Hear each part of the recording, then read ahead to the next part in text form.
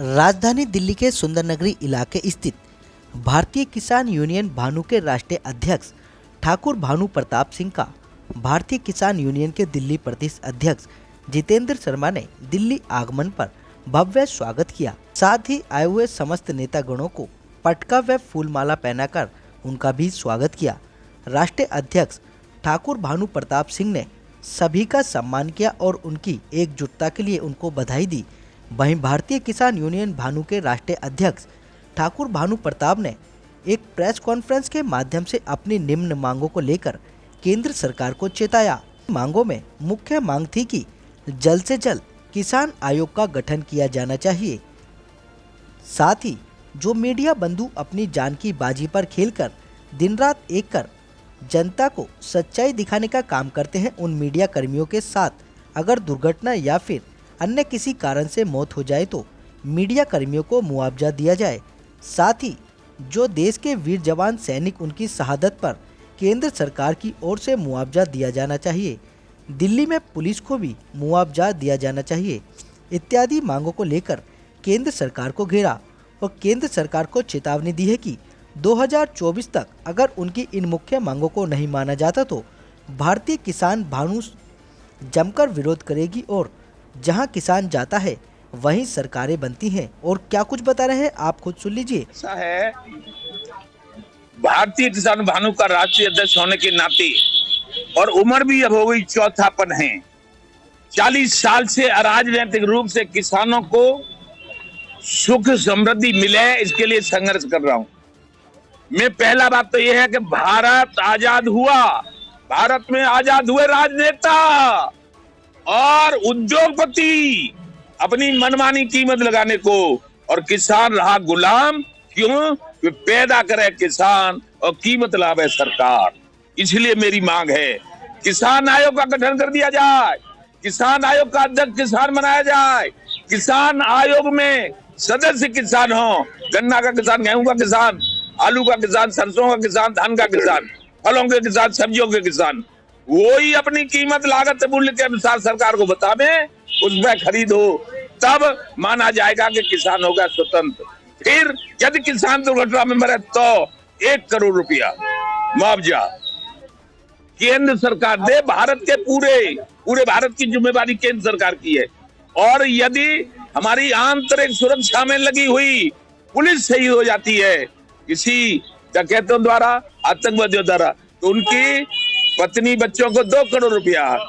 तीसरी मांग है, संविधान भी कहता है और संसद भी कहती है, ये मीडिया चाहे वो प्रेस हो, चाहे वो टीवी चैनल हो, यूट्यूब हो या अखबार हो, ये चौथा स्तंभ होता है, इधर से उधर खबरें ले जाता है। तो ये शहीद हो जाए तो ये जिम्मेवार पद होता है। इसीलिए इनके बच्चों को, पत्नी को, माँ बाप को, परिवार को केंद्र सरकार यदि शहीद हो जाए 4 करोड़ दें। आपको शहीद कैसे हो सकते हैं? हम खुद थे चिल्ला बॉर्डर पे और कुछ गलत संगठनों से आज नाम नहीं लूंगा। 26 जनवरी को पुलिस ने हमला किया, रिपोर्टर रिपोर्ट लेने के लिए उन पे भी पहिया चढ़ गया। मरे नहीं, यदि मर जाते तो तभी से भानु ने मांग कर दी है इस मीडिया को इतना मांगो कि मीडिया बेहिचक हो गई चाचा घुस जाए और शहीद हो जाए तो पत्नी बच्चों को 4 करोड़ दे जाए। और जिनके बल पे हम सब जिंदे रहते हैं, संसद चलती है, आजाद भारत हुआ है तब से प्रधानमंत्री बनते हैं, मंत्री बनते हैं, सभी प्रदेशों में विधानसभाएं चलती हैं, मुख्यमंत्री बनते हैं, लेकिन किनके बल पे? वो है सेना, थल सेना, जल सेना, वायु सेना, बॉर्डर सिक्योरिटी फोर्स, सीआरपीएफ, अपने प्राणों की बाजी लगा देते हैं, भारत को आजाद रखते हैं, संसद तक आंच नहीं आने देते, शहीद हो जाते हैं। तो बड़े भाग मानुष तन पावा, सुर दुर्लभ सदग्रंथन गावा, ईश्वर अंश जीव अविनाशी।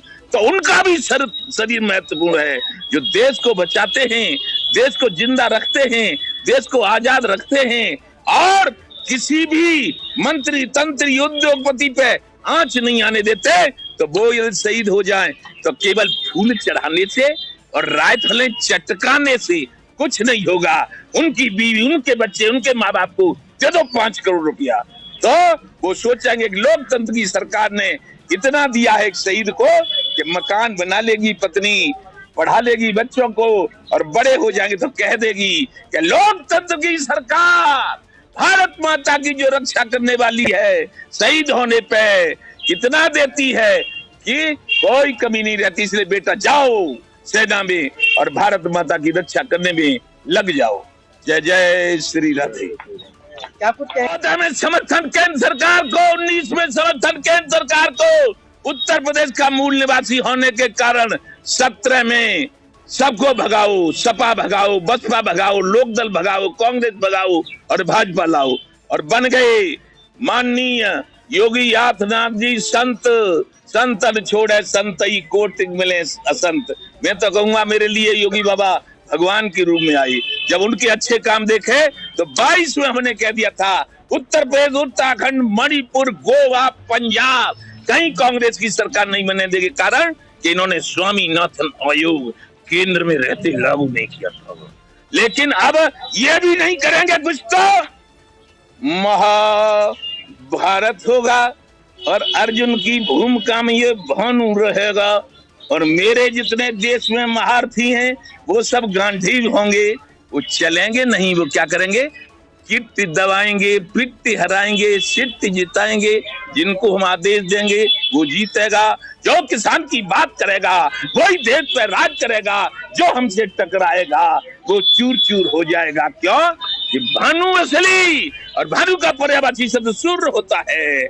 सूर्य का स्वभाव है सबको फ्री में प्रकाश देता है। 12 घंटे यहाँ, फिर 12 घंटे नीचे, और 24 घंटे चलता है। कभी नहीं रुकता, न कभी झुकता, और न किसी से बिल लेता, न पैसा लेता, और जो उससे टकराता है उसको जला के भस्म करके फेंक देता है। वो असली भानु है। मान लीजिए बात हमारी प्रधानमंत्री जी से और केंद्र सरकार से हाथ जोड़ के पैर छू के निवेदन करता हूँ कि अन्याय हो रहा है किसान के साथ, अन्याय है पुलिस विभाग के साथ। क्यों? उसको तनख्वाह बहुत कम मिल रही है। अध्यापकों को मिलती है 1.25 लाख 6 घंटे में, और ये 24 घंटे ड्यूटी करते हैं पुलिस के।